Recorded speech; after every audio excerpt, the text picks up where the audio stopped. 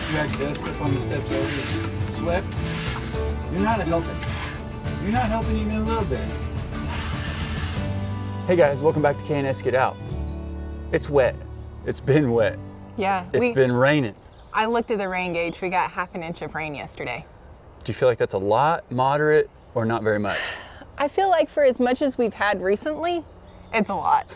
I'm Well, over the rain. It rained all day yesterday. It was Sunday. We went to church. We decided to smack Shannon in the back of the head because I can't talk without my hands. No, so we kind of tried to take like a rest day, I guess, is what you would call it. Yeah, I did nap for a couple hours. Yeah, but rest days for us just mean you just take care of the animals and you wait until it's time to take care of the animals again. So it didn't feel like too much rest, but it was what it was. It was what it was. So today it's supposed to be like 79 degrees, 247% humidity. It's humid in the camper. It's hard to maintain the temperature. It's just part of it. But we're not complaining. It's beautiful. And I think the sun is supposed to shine before too long. Oh, look at him.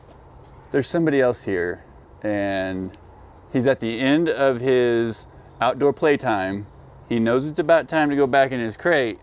He took me on a walk this morning. Don't mind the mess, guys. It's what we do. We live in a camper. Buddy, I don't want you chewing on that, man. you better get over there quick. You better get over there quicker than that.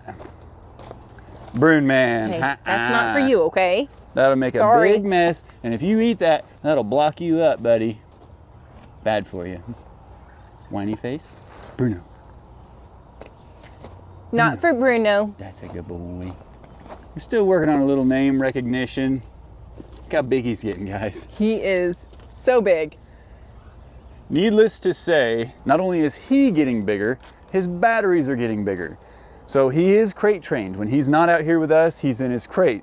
And he knows to go in there. We call it by name. He goes on in, we close him in. And for the most part, as long as we have used all of his battery power, he will go on in, no problem, not whine too much, and then go back to sleep and wait for his next outing. So he is puppy, but he is in that next phase now of just all the energy, doesn't stop, but he's doing pretty well. We just got to be consistent with his training, consistent with each other, and he's going to be the perfect dog. It's only going to take like 18 more months, maybe 2 years. He'll get there. He'll get there. He's a good boy. So amidst the rain, the homesteading must go on. And Shannon has been working on the garden. She's doing an awesome job. Obviously with the rain, you can't do too terribly much, but we did have a break in the rain the other day. And you guys know I got those stairs done for Princess Nala. She has arthritis. And so I built those stairs and we got a lot of great feedback. There were some stair masters out there that gave me some pointers, gave me some compliments. And I'm very grateful for that. But I decided to take it one step further. So as you guys know, the treads are recycled lumber. The stringers I built from a fresh 2x12, and then all the supports were also recycled lumber. They have sat out in the elements for the past almost 2 years here, and I don't know how long they were out in the elements on the land that we had recovered them from, but I thought, you know, we need a little bit of weather protection. And I think you guys, I had mentioned a stain that I got for them in the video where I built the stairs, and some of you showed concern.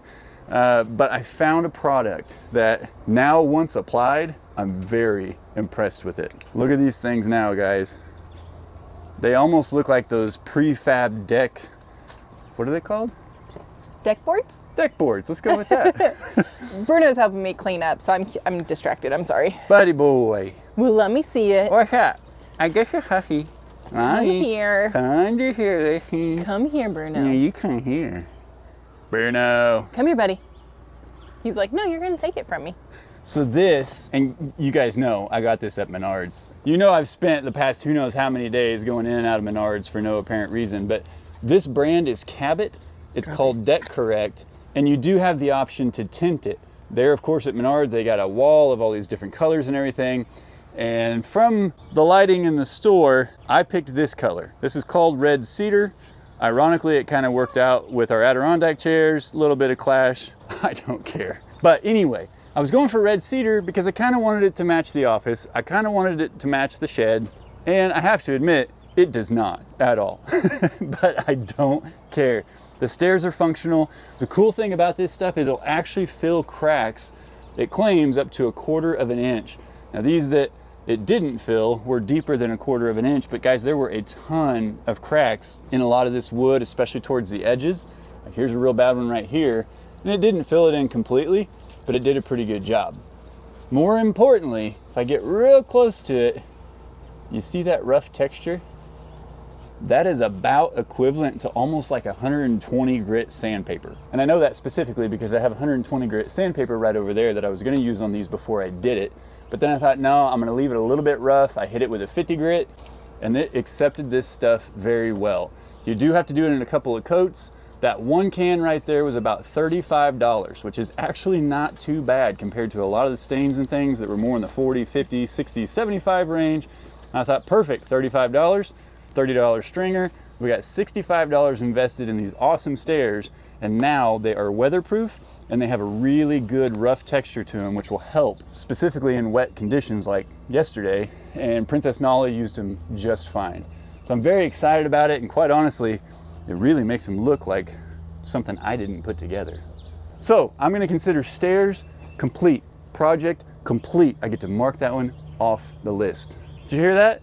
That is awesome. One less project. One less project on the list. Okay, no more talk about the stairs. Unless you guys have questions, shoot me an email, comment down below. Absolutely love this product. I've only had it on here for about 2 or 3 days. If anything changes, I'll let you know. Bruno.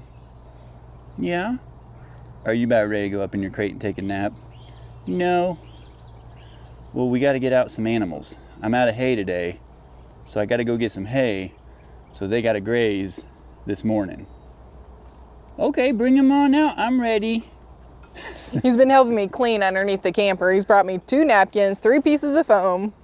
Yeah, I think we got some 80-degree days coming up, which isn't too terribly hot, but when the sun is out, it is hot. Specifically in the camper. This thing just takes a beating and it stays warm in there. So I think we're going to begin the process of pulling down the insulation. We definitely want to get all this soaking wet, soggy straw away from the camper before it gets too hot, because we don't want to run the risk of any straw bales spontaneously combusting, which I know is a more common thing than we all realized before we started doing this.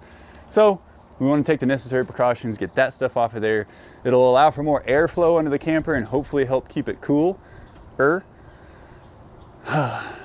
seasonal changes. The seasonal changes. With full-time living in a camper. It's an everyday thing. Yeah. Totally worth it. Bruno, I can still see you. Just because you're hiding under there doesn't mean it's not crate time. Me or Bruno. You see nothing. I see you. Come here. Arr. Oh no, oh no, oh no. This is a bad idea. Don't come down on his floor. You're wet, dude. Oh, you've been out there in the mud and the wet and you're showing. Oh, that's not the good camera angle for them. Hide this, censor it. Censor it. Bruno. We have him completely under control, I promise. He's trained to perfection. Buddy, your private parts are right in my face. Like this is, are you trying? He's trying to choke me.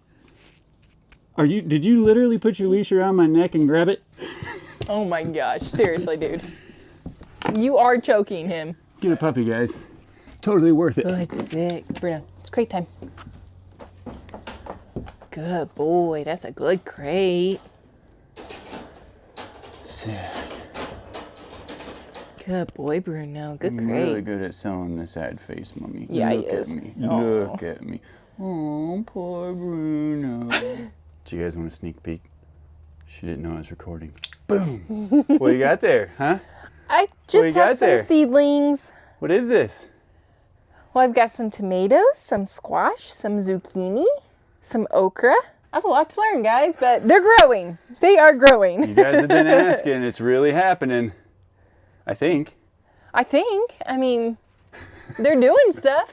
Some of them, not all of them. If I Google pictures of what pre-garden gardening looks like, it matches what she's doing. Actually, she's even doing better than a lot of what I've seen. But yeah, a lot of you have been asking. There's your sneak peek. It's all still coming. I'm learning now why people do like grow lights and start their seeds way ahead of time and don't use the little peat moss thingies. And so, first year, I'm learning a lot. I think just you're have to doing say great. that. Spruce a loose. Herc, that's a weak stick, dude. Hi, sprucers and Hercules. Is that a piece of straw, you goober? It is. It's the hilarious. best I could come up with so fast. Hi, sprucers. Hey. No, I'm saying give me some hay. Oh, Are we out of hay? we're out of hay. Well, then I better get out to graze. Thanks for asking nicely. Yeah, no problem. When we getting out, please? Please. He's learning.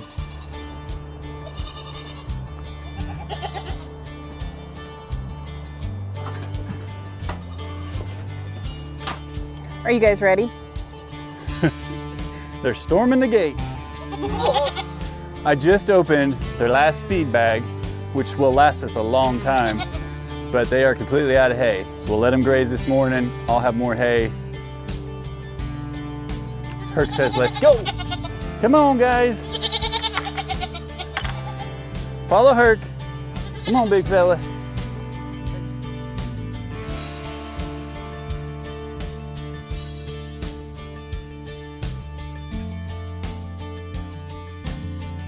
Look at you, stallion Ouija. Smooth blue. And moping mama. There's our girl Daisy.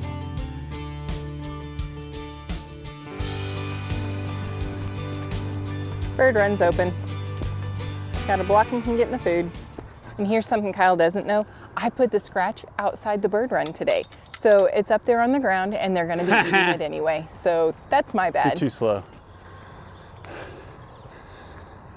Good job. I'm faster than a bunch of lazy goats. I'm not sure if that's something to be proud of or not. I put the scratch on the outside of the bird run this morning.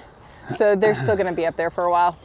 Well, At least they'll be distracted. yeah, it's better than them getting in there and getting into that bird feed. Yeah. I should have stretched before I did that. Good job getting up there before them. Yeah, I felt kind of fast for a second. And then I look over, they're all walking. Oh, that's hilarious. I'm kidding, they were trotting a little bit. I had to, yeah, I gotta recover now, no big deal. So while they're up there, we wanna talk to you guys about a challenge. We've been keeping you guys posted on our guineas, the nest, how it's coming along. We got a big update. It's been a few days now that we haven't really gone into this with you because we're trying to figure out and assess the best way to address it. And we still don't really know. Maybe you guys can help out if you've ever done this before. Never did I think we'd be sneaking away from our goats while they're grazing.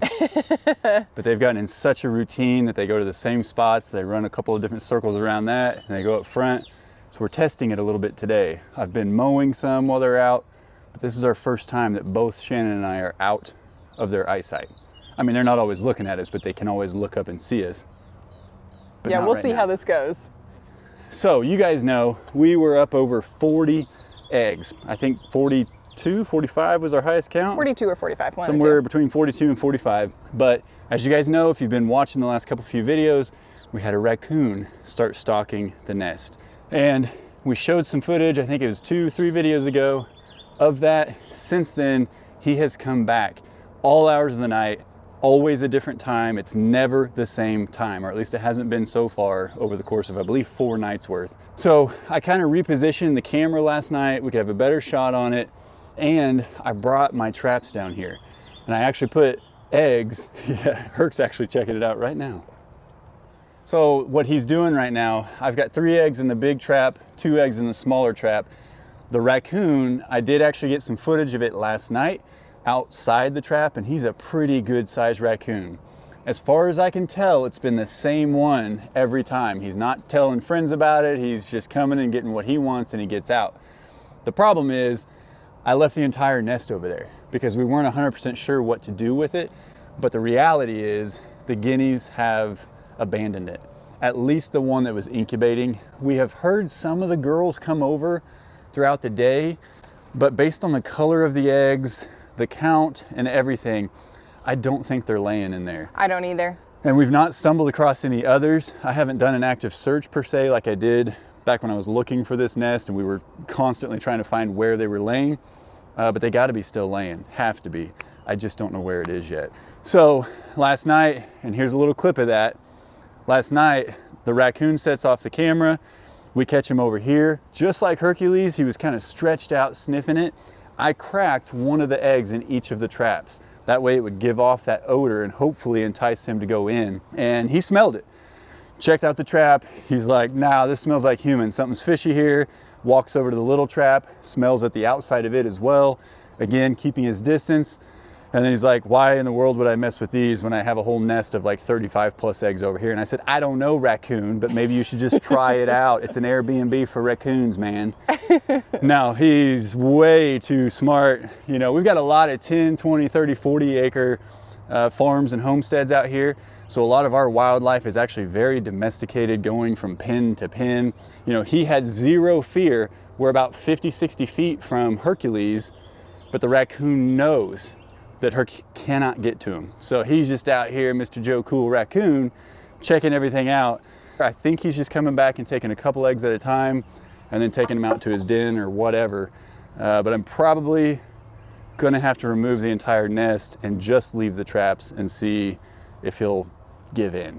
We also got some footage of the raccoon like standing up on his hind legs over here and looking to see if Herc was out in his pen. And he was like, oh no, he's not there. So he just went ahead and did his thing, but he's a smart thing. Well, and we mentioned, you know, those of you that watch every video and you watch every second of every video, thank you. But also, remember we talked about Hercules coming over here whenever we had him out grazing with everybody. We thought it was at the bird. We thought he was concerned with the bird being on the nest or something, but the reality is that raccoon had been out here. He was smelling the raccoon and trying to track it. I'm gonna trap a Herc, aren't I?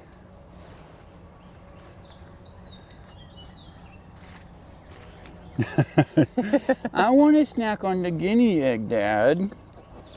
No, buddy. I'll get you a different egg. How about that? Whenever it's eating time, I'll get you one of Grandpa's chicken eggs that he brought us. Yeah, you like those, don't you? So what we thought was him stalking the birds or being, you know, a nuisance to them was totally off. It was that he smelled the raccoon and he was trying to check out the scenario. And he was right.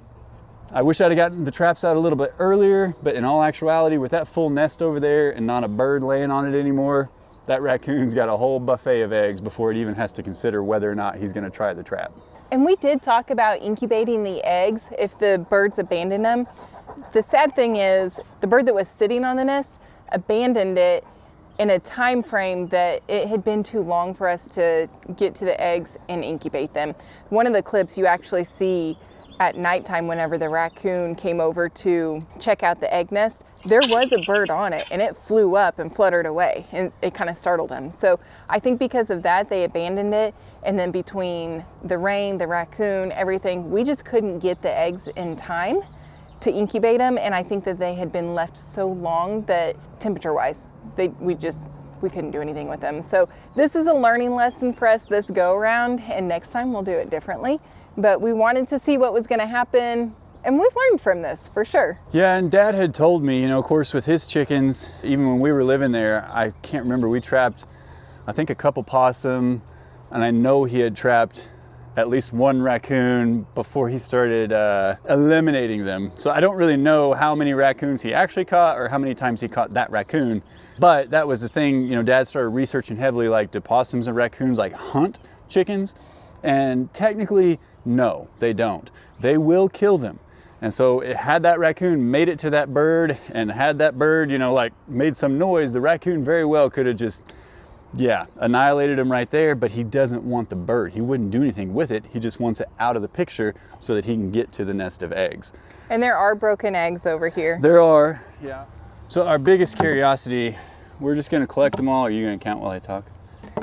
I'm counting while you... Can you? I'm gonna keep talking. Yeah, go ahead.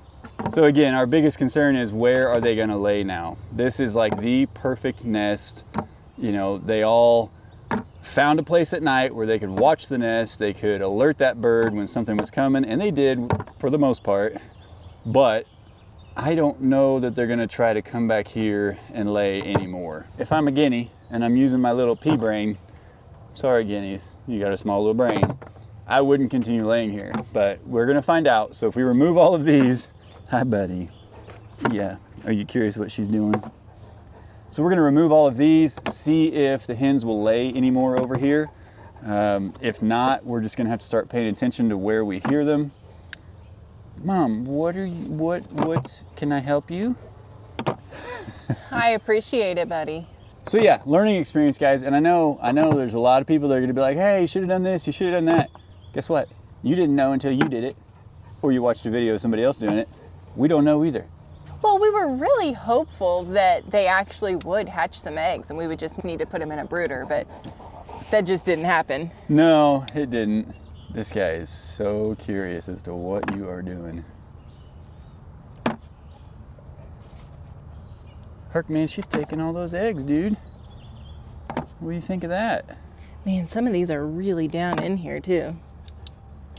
Yeah, and I've noticed the color change. You know, I don't know if that's from them being out in the rain and the elements and whatnot, but compared to the white ones that we had in the early days, these have got a much more brown tint to them. And it could just be that, you know, they started laying more eggs and that's more what they look like. There are some broken shells down there. So what I think I'm gonna do eggshell is just leave a few of them down here then and see if the hens come back. Okay, let's start with 3. And lay over here. Did you feel that on your back? Sunshine. That was sunshine. That was nice. It's teasing us. Here it comes again. What do you think, buddy? Got to get that pin of yours dried out, don't we? Yeah. So it is unfortunate that we have to dispose of this many eggs, but we'll do it differently next time. Now, is it worth float testing them to see? No. You don't think so? No, not after they sat on them for a week and a half. In my opinion, no, I will not eat these eggs. I'm just gonna throw it out that way. Well, it may be worth float testing just so we know. But what is float testing gonna do? We need to see if anything has started developing. I don't think you can tell that from a float test. I agree. But they spotted us. Stay up there, little Mario. You're okay, buddy. Nope, there's nothing going on down here. Come on, Herc. Bluesy, bluesy, bluesy. Hey, Blue. Where are you going? Hi, honey. Guys, let's stay up here. Whoa, Hercules. Don't have to be done yet. Come on, guys. Come here, goaty goats. Come on. Come on, goats. No, little Mario, come this way, buddy. Come on, guys. Okay, so the bird knowledge and learning and experience, it's gonna be ongoing, for sure. But speaking of birds, I hope we should have enough dry weather this week that today I'm actually going to begin prepping the subfloor for the chicken coop. This spot, which has now been rained on for what, 6 or 8 inches worth of rain over the last couple weeks. We've 2-3 gotten so weeks. much rain. I don't really know. Don't quote me on that, especially if you guys live around here. You probably know how much rain we actually got. But that helps condense this. That helps so that I don't have to tamp it a whole bunch. It's pretty level. I do have the 4x4 posts. I'm gonna put it on skids just like I did the shed. That way, if we absolutely wanted to ever move it, we have the option. But also, I'm gonna build the subfloor just like I did for the hay shed down there, for my shed, just a traditional 16 on center 2x6 subfloor. And that's where we're gonna start. And I may actually use the rest of that deck correct that I used on my stairs on the floor to help with a little bit of the moisture barrier. And of course, we still got to line it with other stuff and all that good stuff. But I think that would be a great way to help weather protect it, chicken poop and pee, protect it as much as you can. And you know, we're just gonna learn. Worst case scenario, I change out that flooring in the future. But I am excited to get chickens. I love the guineas. I wish we had 30 more. I wish we could have got some out of that, but it is what it is. We're gonna learn eventually those guineas are gonna reproduce, or I'm gonna go just buy some more keats and we're gonna go from there. But one of these days, I'm gonna sneak off and I'm gonna come home with some chicks. It's gonna be a surprise to her. It's gonna be a surprise to you. So chicken coop build is going to commence today. And I am so ready for it. I know you guys are too. Well, the nice thing too is now that the birds aren't sitting over there by where all of our wood pile is, you can go through it and not have to worry about disturbing anybody. That's very true. Yeah. Yeah, my goal, I think I have enough lumber for all of it except for the sheathing. I think I have enough lumber to use recycled goods for the floor, which should save us about $250-ish, give or take. Those lumber prices are all over the place all the time.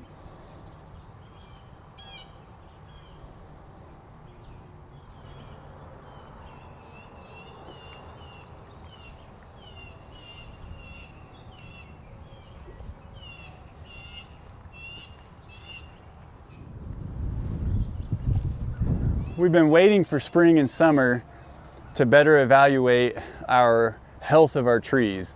And it's something that's taken us this long to really kind of think through, like the cycle. You know, when the weather starts to look like this and you've got the thick foliage like this, you're not going to go out there cutting down dead trees, or I'm going to have 100 ticks, I'm going to have poison ivy, which I'm already kind of breaking down with a little bit. It's just not good. But what you can do in this season is you can see what trees are dead and need to come down, mark them, and then you get to the next season where it's clear and you can go out and cut them. Surprisingly enough, if you guys remember, we had the land cleared partially. It's been over 2 years now. Yeah. Whew. But look how long it took. Some of these trees, you guys, if you saw the videos, this was thick. I mean, just as thick as the rest of our woods. And so the guys on the skid steer and the excavator, it's really hard not to hit the trees whenever you're trying to do that stuff and move logs around and all that stuff. Some of them took some major bark hits, some trunk hits. Specifically, most sad would be this big guy right back here. And so what you can see is we are missing a big patch of bark right here, and then pretty much everywhere you see that light brown, that was either the skid steer or they were carrying logs that came through and hurt that. Obviously not something they were doing intentionally, and we didn't mark the trees we wanted them to save. We just said, you know, this big or bigger, try to keep them around. So this guy, unfortunately, we are not seeing anything up in the limbs. I'm not seeing a single bud of fresh leaf, nothing. It did have some last year. You can see him down here. This is probably our biggest victim. What I didn't notice until recently was that we actually have more out here in the open, like this guy, again, taking a major hit down here. But it literally took about 2 years for it to take effect. And so this one has absolutely no growth. That one right over there, same story.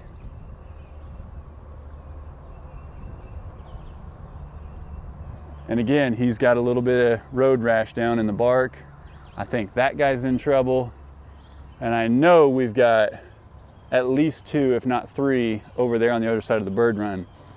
Most of these are going to be easy drops, with the exception of that one over there that's leaning right toward the bird run.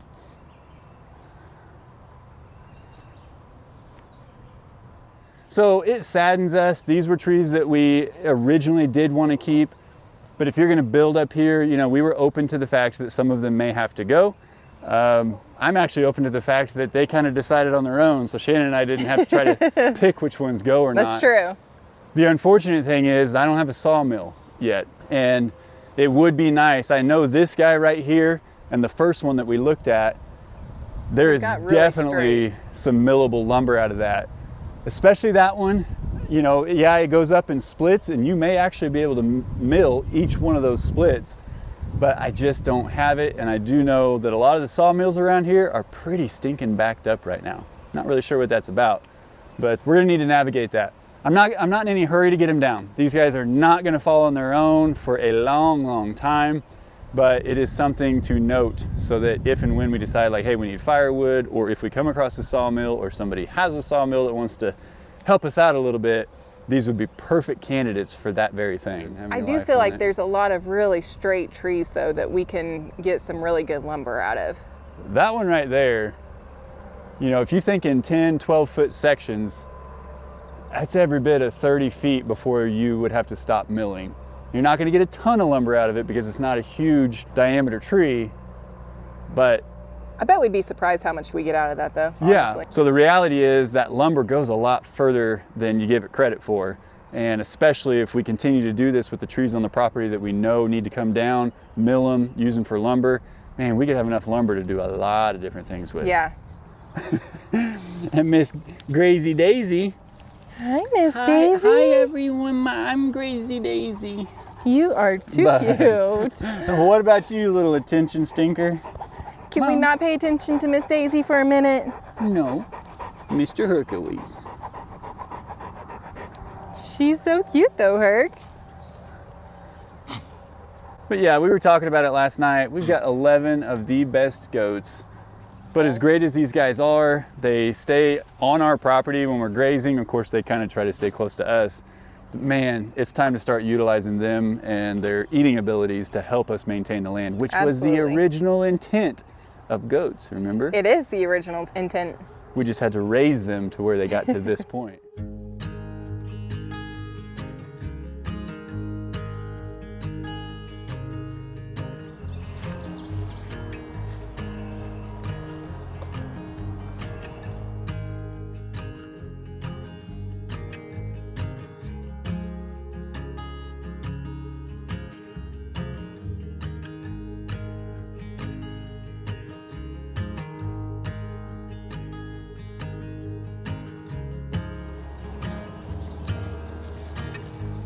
I'm Daisy.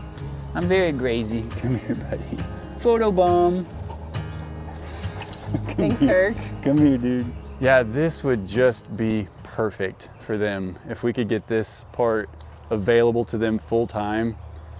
I need to calculate about how many acres it is, but if I'm guessing, I'm gonna say somewhere between 5 and 7 acres if we ran it all the way over to the edge of this trail here. Okay. But like all these little saplings, they love these little oak leaves just that low to the ground.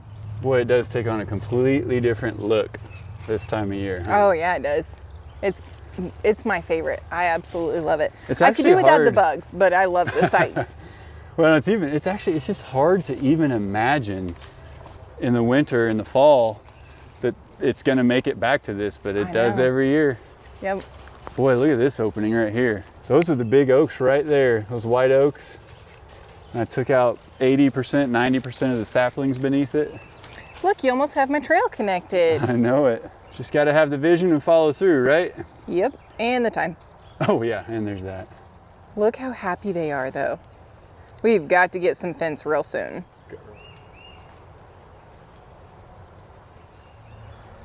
I think these guys are pretty grateful too.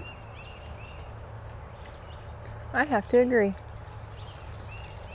Well guys, we love and appreciate each and every one of you. We thank you so much for coming on this journey with us, and as always, we'll see you in the next one. Bye. Can we try this mic test again? I don't want to take a nap. Well, I know you don't want to take a nap, but we're doing a mic test right now. I want to stay out with you. Well, what if you do a mic test with us? Mic we'll let you test. stay out for just a little bit, okay? Mic tested. Let's stay out for hours. Look at that brown. Handsome.